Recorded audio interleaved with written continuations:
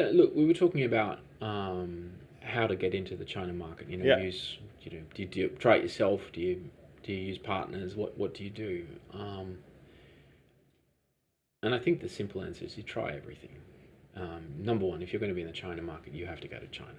If you've never been to China, if you haven't seen what the market's like from a consumer's perspective, you're not going to succeed. If you haven't seen it, what it is from a distribution perspective, you're not going to succeed. If you don't understand how your product is going to get through the chain, what the competitive pricing set, what the marketing requirements are, what the requirements are for labeling on your products, things that you think are self-evident. Particularly if you're in Australia, the labeling laws in Australia are pretty good, but they're different in mainland China, they're different in Hong Kong, they're different in Taiwan. They all have their own requirements, and you have to understand what they are and how to present them. Localization of your product is really, really important. You can either design that into your product, or someone's just going to stick a giant sticker on it that says, contains the following products, and that's assuming that even that's a product, or the contents are allowed into the market. So you have to visit and understand as best you can. When I speak as a person who's Australian, I'll never truly deeply understand, but you have to at least get a superficial understanding to get yourself started. The second thing is, I think you have to talk to people who know. You have to find at least someone who can give you good advice at a minimum. But partnership, certainly for us, is a critical thing. You have to have people supporting you on the ground, and then you have to be marketing. You have to be messaging. Now, I'll say that it's gotten a lot easier with the development of the massive distribution platforms, online platforms, the Alibabas, the Tmall's, the Koalas, all those guys. That it makes it easier, but it doesn't make it easy. And particularly, again, I don't speak Mandarin, and so you're at a natural disadvantage. You're relying on someone else to translate your message, and make sure that it makes not just sort of technical sense, but emotional sense and cultural sense. That's much, much harder than you think it is. We had this horrifying incident where we were working with some partners on the marketing side, and they were doing some posting for us, and we found out that one of the posts that they'd put up, we'll promote the benefits of lavender till the cows come home. We it's great if you're having trouble sleeping at night. A couple of drops of lavender on your pillow, and I promise you, you're going to sleep like a baby. If you're struggling around calm and you're studying, again, a lavender diffuser can help you regain that focus. But one of the posts that was put up was, if you're tired, put some lavender oil in your eyes. Which is horrifying. It's something which we never thought was a risk that someone would do, and almost self-evident. That, literally, don't put anything in your eyes that isn't recommended for your eyes. But we nearly died. I mean, it's horrifying. This was in China. This was posted in China. This was a partner of ours, a marketing partner, who was posting this. We said, delete. Don't let anyone do that. Don't do that. Rub it on the back of your hand. Put it on your, not in your eyes. And it just shows you the danger of when you can't read it yourself, what the problem is. Now, as the world develops and China becomes more of a global force, many more people are learning Mandarin, and I think the risk is lower every day.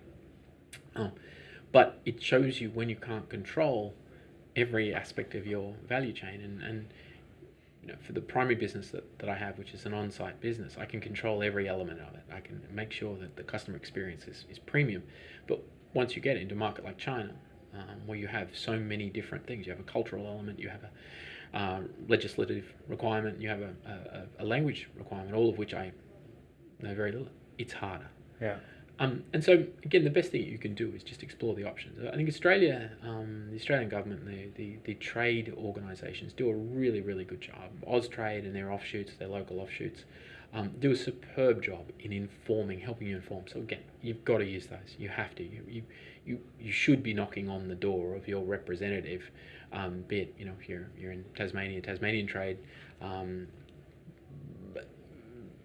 Austrade, whatever it is, and understand what resources are available. They're online, they're in person, they do a lot of seminars. They're fantastic. They help get up that curve.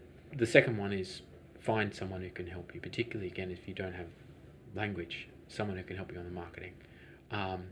Where the traditional, when I say traditional, that's maybe not the right word, but the major communication platforms online of Facebook and Instagram and YouTube and all the Google ones are more or less banned in China. All of a sudden you have to develop a new set of platforms, and that comes with expense. So whether you choose Weibo, WeChat, whatever it is, but you have to start develop that, and you have to start from scratch. You're going to start from zero, talking to nobody, but you have to start building a library of information. And again, stylistically, those things are completely different. Where Instagram or Twitter and those guys tend to be short, sharp messages. Actually, WeChat posts tend to be much longer. They tend to have much more content. So again, where you might be doing a post a day on Insta, and it's a pithy little, comment put beside a beautiful photo. Actually, you're going to burn content really, really quickly on these platforms, and you have to get it translated, and it has to be culturally relevant.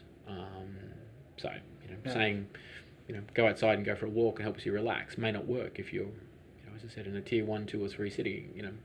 In China, it may not work culturally. It may not work practically. So you have to make sure that all your messages, and it's different and it's hard. And then, as I said, it's learning about how to distribute, the physical limitations of how do you get your package. Now, anyone can sell online. Developing a web space is probably about as easy as get. You can Shopify anything. You don't even need a web page anymore. You can do it straight from social media. But China has its own issues, and again, you get down to nuts and bolts thing about having to negotiate freight rates. That's much, much harder than you thought it was. You spend your life now digital, and all of a sudden you have to go and talk to Australia Post or DHL or whoever it is happens to be able to drag your product, and you have to choose whether you want to do it one by one or then go into a free trade zone in Shenzhen, Shanghai, and wherever, and have it palletized and broken down from then. But it's a complex thing that I think you have to see for yourself and understand what it is, and it takes a lot of upfront investment to get it. And as I said, you have to follow the regulations. You have to be an approved product. Irrespective of free trade, China is not going to allow products that it doesn't deem appropriate into its market, and that's the rule. So you follow the rules. So it takes a lot of upfront. I mean, the best thing you can do is look for someone who's done it before.